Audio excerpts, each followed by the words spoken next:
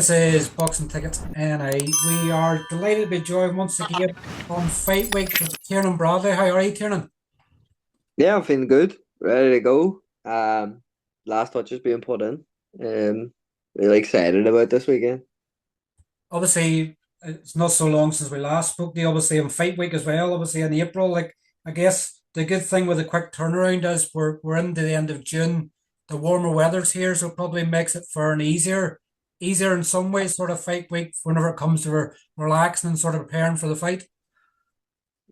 Yeah, I mean, look, absolutely beautiful here this weekend in Brighton. I mean, our boxing gym's right on the seafront, so like you go in and train, and look, we have heating on in there as well, so you go in and train. I mean, no problem losing weight. Um, Go and train, walk back outside, lay on the beach, take a dip in the sea. And I don't live far from the gym either, so literally all within the one vicinity, and it's pretty relaxing. It feels like you're training in a warm country when it's like this. I mean, it's not often we get it like this, but beautiful. Does it make it easier? Obviously, does it make it easier for you in February when the weather's good, or is it just the sort of it's still the sort of same? I guess when you have warmer weather, you're probably more inclined to go. I don't want to stick to the foods I have to stick to. I want to go and get an ice cream or an ice lolly. Like you sort of still have to make sacrifices in the same way. Ah, yeah, absolutely. I would at the weekend. I mean, I went out and had a little uh, what do you call them? Ice pops. When I had an ice pop at the weekend when it was nice. And to be honest, I've no trouble making weight at all this time. I mean, I'm coming at 145. Because my previous opponent had it sorted at 145. He could only come in at that weight, unfortunately. So I said, I'll just come in, smash the geezer up at 145, drop back down again. So no problem making this weight at the moment. But then there was a late change, obviously. We had that Norwegian Jamshid Nazari, but he pulled out with injury just at the weekend. So we had to get a quick opponent on board, which is a tough Argentinian called Ronan Nahuel Sanchez. Uh, he's a decent boxer they put in front of me, and I said yes, no problem. So um, I don't care. He's got a week to prepare for me. You know what I mean? I've been putting in the work for the last 7 8 weeks, since my last fight. So and I'm coming off a strong win in April, against another Argentinian. So um, I'm fond of the Argentinians at this point. We've obviously seen recently, obviously you fought in Argentina recently, we've obviously seen Paddy Donovan fight one. Like they're not sort of opponents that come there and you hit them with one clean shot and they're down. Like they'll come and they'll obviously they're strong and they're durable in some ways. And obviously this opponent you have now at short notice is a really good amateur and things like that. So like these are the tests that sort of you want. Like obviously we know where you've obviously set where you want to go in the sport. So like these should be sort of stepping stones in some ways if you do everything right. That's you can't overlook any sort of opponent at this stage. Absolutely not. I mean, we've seen previous Irish fighters being overlooking some journey. No, well, I wouldn't say this guy's a journeyman because he's not. Um, but even some easier fights than what I've got this weekend, and they've been punished for it. And they may have got away with a win. Um, even Paddy had a really tough fight with an Argentinian. But he showed his maturity and his experience to get through that. And I mean, his shot selection was absolutely perfect. And I think for him, that was a great experience for him. To get on top. Push him on now. I mean, obviously, he had Lewis and I guess Jose Felix Jr. Um, that these are the fights that them South Americans can teach you things that you don't even know yourself about who you are as a fighter and who you are as a person. When the going gets tough, I mean, they live in the tough. They don't know anything else. They don't know easy. So they're gonna bring you. They're gonna bring you to places you don't want to be. So I'm not really looking forward to this weekend. Um, but look, I expect nothing else but a great performance from myself. And once I put on that great performance, I mean, we're going on to bigger and better things. Do you think sometimes some of the South American opponents sort of look at the boxers that are sort of flashy and things like that, and they go, "I'm going to stop you from being flashy. I'm going to take you back to sort of what you should be." Do you think that sometimes they look at it, as a boxer being flashy when they're used to the hard stuff, in the gyms? The good thing you get two sides to you, Kieran, and obviously, you have your flashy, stylish style, but you've also got your front foot come forward. So it can sort of play very good into your hands where you can show him your Jekyll and Hyde moments very quickly. No, absolutely. I obviously had a joke about it in my last fight. There was the Irish TV, the sweet tea. Sweet tea's the boxer, and the Irish TV's they come forward, kind of just getting the mix of things. All out brawl. Um, but I think that's obviously it shows the versatility of my boxing. Um, it shows obviously that I can box on the back foot, counter punch, make boxers look silly. Um, and then I can obviously show that I can overpower them and show them I'm a tough motherfucker. Um, I can sometimes I take too many shots on the way in, but if they catch me with two shots, I'm gonna catch them with three or four, and them three or four are gonna hurt more than the two punches they caught me. Um, so I think in this camp we found a happy medium between the two, and we've been able to use that versatility and mix it up, um, to allow me to box more efficiently. Which is good, you know what I mean? It's better that way rather than having the two sides to me. Maybe I can merge the two sides. Maybe I can do what Doctor Jekyll and Hyde never done, but mix the two. Which is also So going to spell more danger for any opponents. exactly, exactly. But no, I'm really looking forward to you know even this signing that they got with the zone. GBM's got with the zone.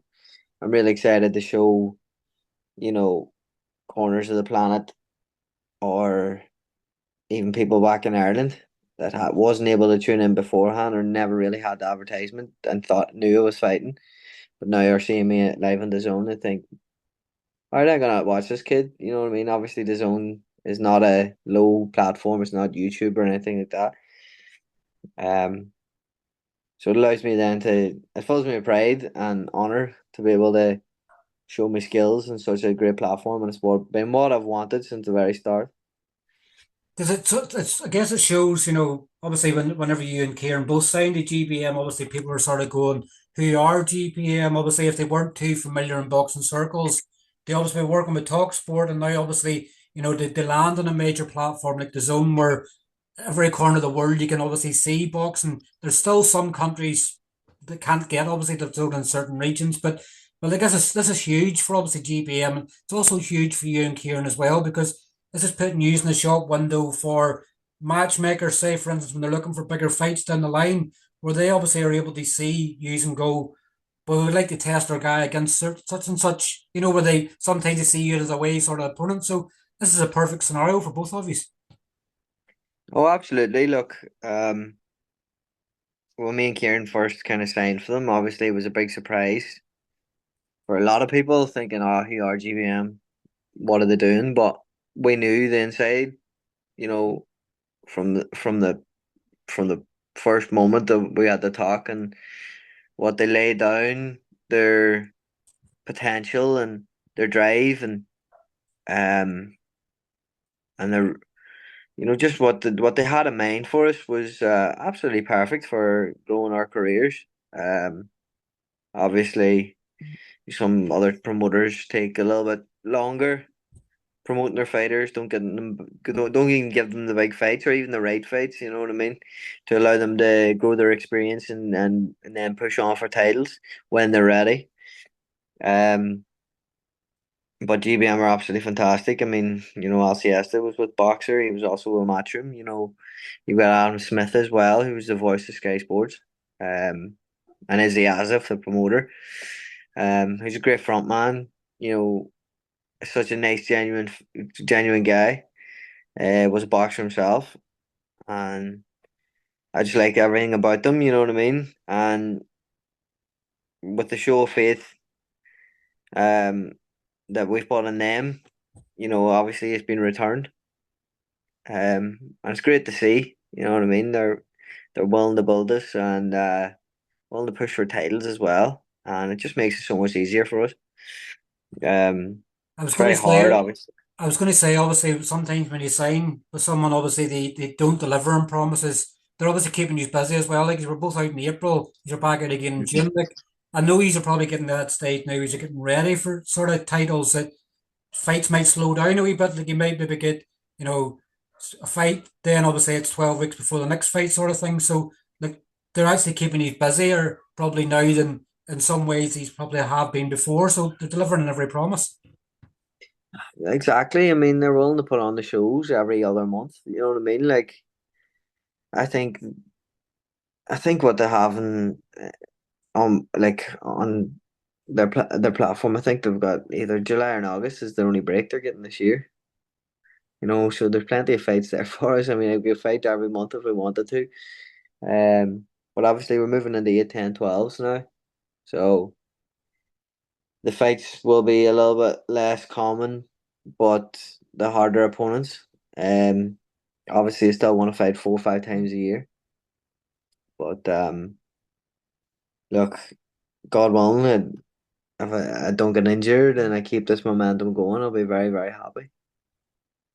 Obviously, you're not the only fighting Bradley back in the circuit again. Obviously, I've sort of known for a bit of time, but obviously I call him on for the first time in ages last week. You obviously delighted as a brother as well. Like, obviously he's back. Obviously after nearly 3 years out of the ring, and like from all the reports I'm sort of hearing, been speaking to D Walsh, and like D obviously had seen him box before, but probably didn't see him as up close and singing his praises. Like, you're delighted that obviously Callum's back in action as well. Absolutely. I mean, they they has been working closely with Cam for a very long time. Um, even before Cam even approached him the kind of for coaching and pads and stuff. Obviously whenever D had Lewis Crocker and stuff on board, and Cam went up and sparred Lucas Ballingal, and Cam's been about that Belfast kind of coaches as well. He was with McGinley's, wasn't he, for a Mm. bit. Um, so look, D knows the talent that Cam has, and to be honest, D's a serial winner. So I don't think he'd be bringing on anybody he didn't really see any future in.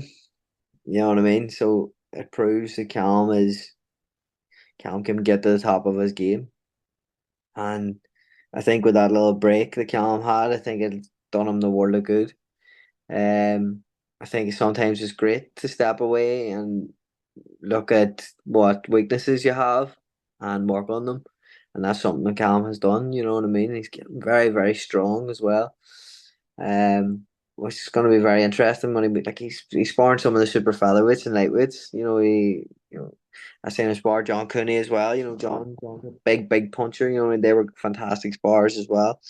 Can't wait to see John Cooney out again. And he was over sparring Jimmy Lee. He's fighting for the Commonwealth Youth title next week or the week after, I think. Um, and he's a super fella. And I'll tell you one thing it was an interesting spar, um, which is fantastic. But hopefully I get Callum over again for some quality sparring. I know he's got that connection in Manchester, but I'd like to see him a little bit more down visiting me in Brighton rather than up north. He said he's coming down to bantamweight as well. I think he's trying to put as many divisions. He said in the interview last week that they give you a lot of beatings younger in your younger days. So he says the further away he is on weight classes, you can't call him out now. I'll never call it Cal. But no, like obviously Cal's always been very lean, since he's turned over. Um, he's a big long distance runner as well. He's completed what two half marathons there in the last 2 months or so. He does 17, 18K on the weekly. Like probably does over 30, 40 kilometers a week in terms of miles. But but he's getting strong as well. I mean, he's took that time out to go and do strength and conditioning as well. Really concentrating on his food and getting in great shape. So I'm very interested in see how he does. You know what I mean? Like he'll be moving to the 6, 8 rounders, which is something he never done before. But yeah, obviously he done it in the boxing gym. But um, I think it'll it'll work for him much easier because he's an endurance based fighter as well. But he's starting to bring in his explosiveness as well and his punching power, which is a great happy medium. And I think that's where he's worked closely with D Walsh to um to improve that. I think that's a great gel of style that he has now with D. I mean, he's obviously seen what D's done with a lot of his fighters, with Lewis and with Paddy and Connor Quinn. Um, it's absolutely fantastic. I mean, I love the style that he has.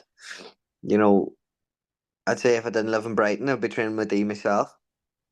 You know, he's an absolute fantastic coach in the north. And I can't wait to see what comes of it. It is, I think as time goes on, people's going to see obviously how well the combination works. Like the good thing is like D obviously was a fighter himself. He sort of fell a love of boxing, sort of in some ways, but for the love of boxing, he adapted that love for the coaching. And like I still ask him on a sort of daily basis, sort of what who he watched at the minute. He'll sort of go through a spell of watching like an older fighter, watching a younger fighter, and it's as what as a coach needs to do nowadays because the old school method that some might have can't work in the new way boxing is. No, absolutely. I mean, the way I box as well. With Scott. Scott's very old school in the way he does things. You know what I mean? The way you want to put your punches together. It does gel. It does gel well because a lot of these new age boxers don't know how to approach that. And it's fantastic. I mean, Scott was a very dirty fighter as well. You know what I mean? If you take a look at some of his fights with Ebola, back on Mondays, the head was going in, boom. The elbows were going in, bang.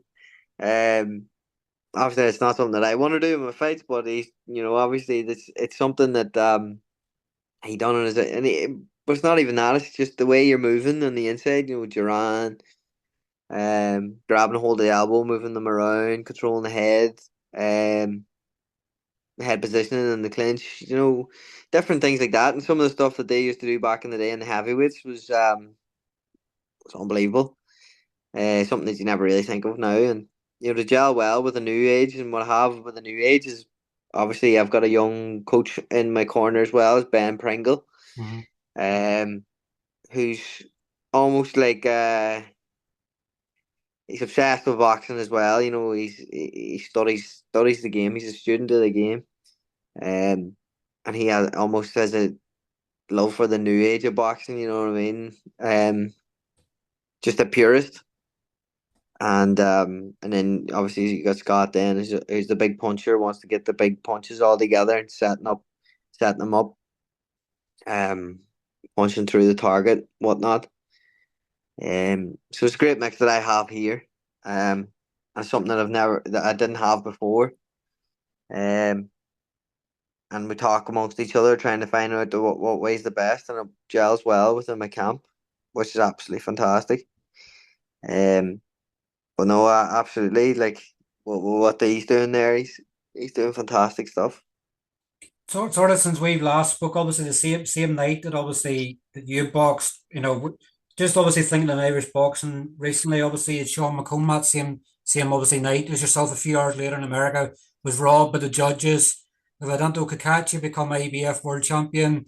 With Feargal Yeah. McCrory, obviously a fellow Tyrone man, obviously fighting for world title on Friday night. And we've obviously an Irish dust up in Dara Foley and Pierce O'Leary Yeah. on Friday night as well. Like Irish boxing, like just even giving you them sort of examples there for anybody watching from the outside, what's happening in Irish boxing, man, it's amazing. I mean, look, Irish boxing's taken over. You know what I mean? Like, you take a look at the amateurs. I think we had 10 qualified for the Olympics. GB only had 6. I know there was a bit of a mess up there, but they only had 6 qualified. So you're thinking there, These boxers are doing absolutely fantastic. Um, and you don't know, people from the outside say, "Well, I didn't see this coming," but the true Irish boxing people know it's been coming for quite some time. And even some of the ones that, obviously 2008, 2012, some of them didn't turn over until they were too late, unfortunately, and that was the problem. Um, that's where some of them didn't perform to the best of their abilities. I know you get your award now, you kind of doing things as well, but obviously he's calling for the shot with Lyndon Arthur and stuff like that.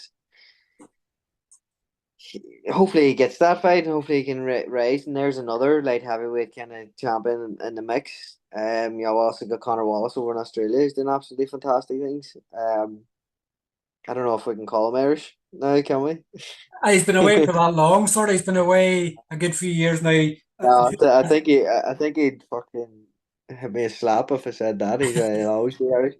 I love Connor. You know what I mean. I've known Connor since he was very young. Get on with his family as well.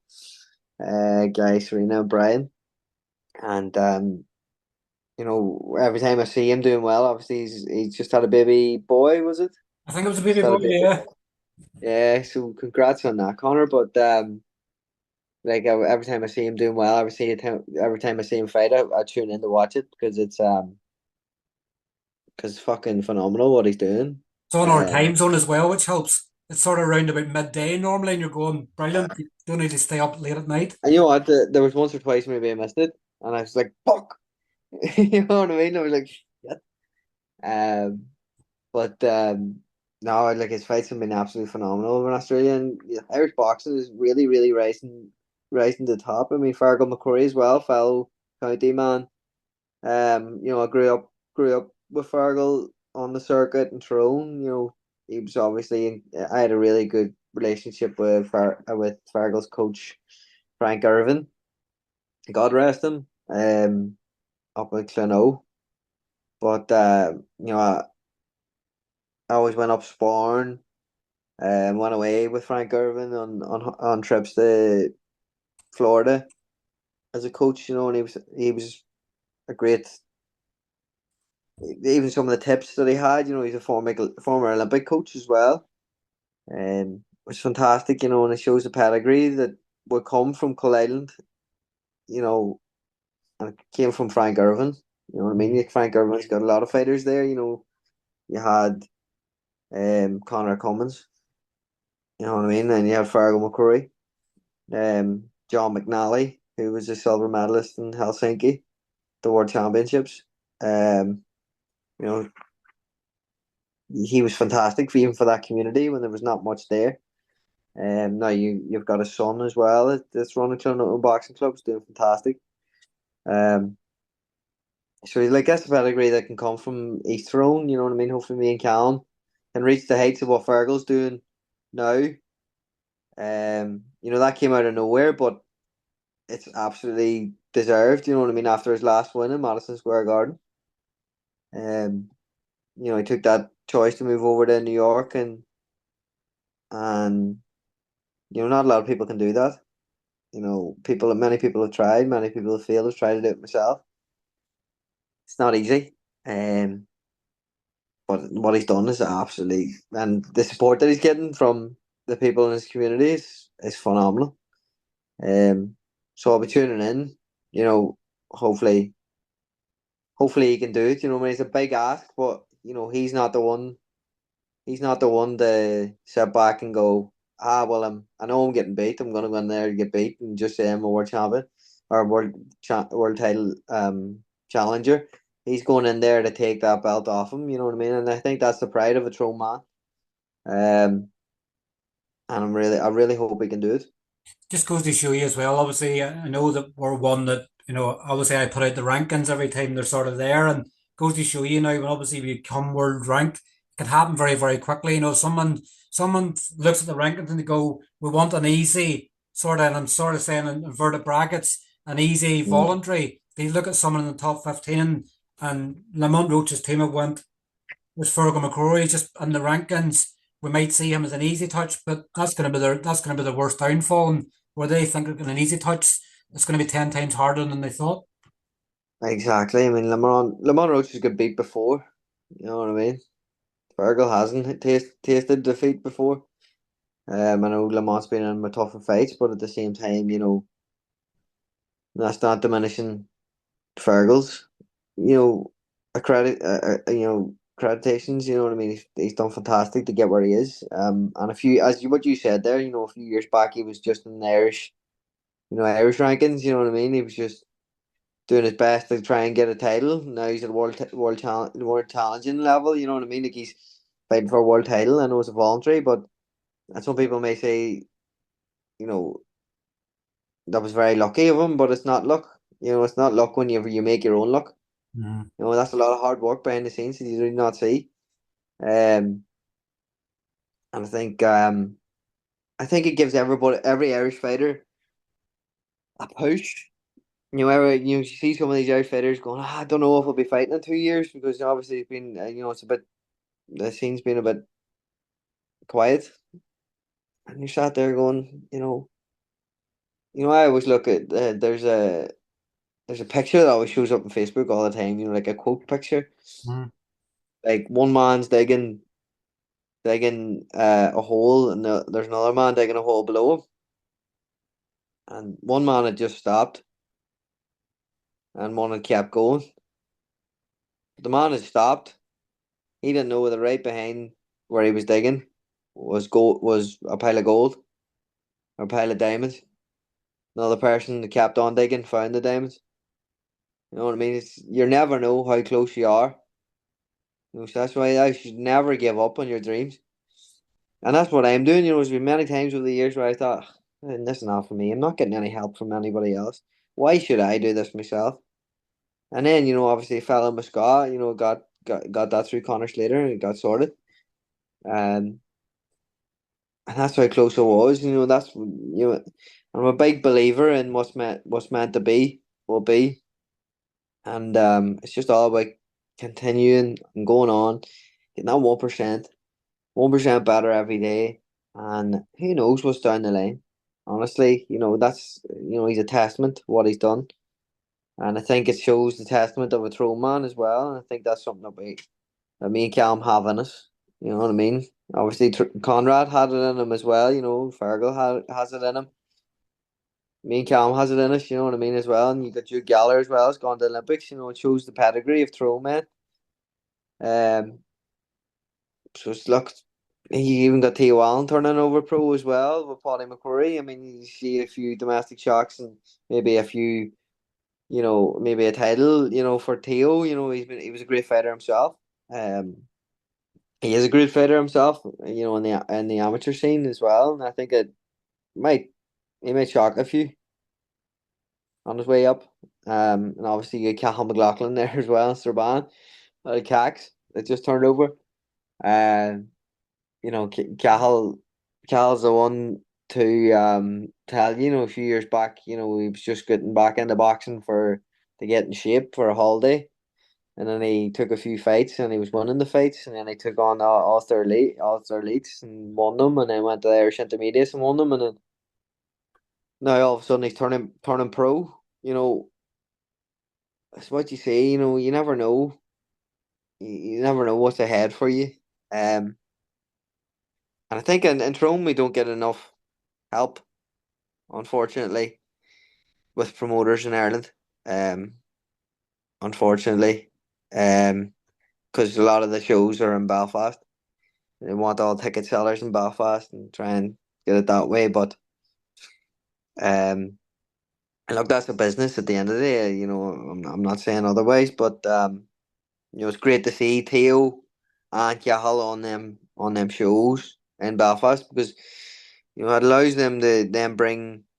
It's actually good for the young up and coming fighters in Oma, let's say in Tyrone.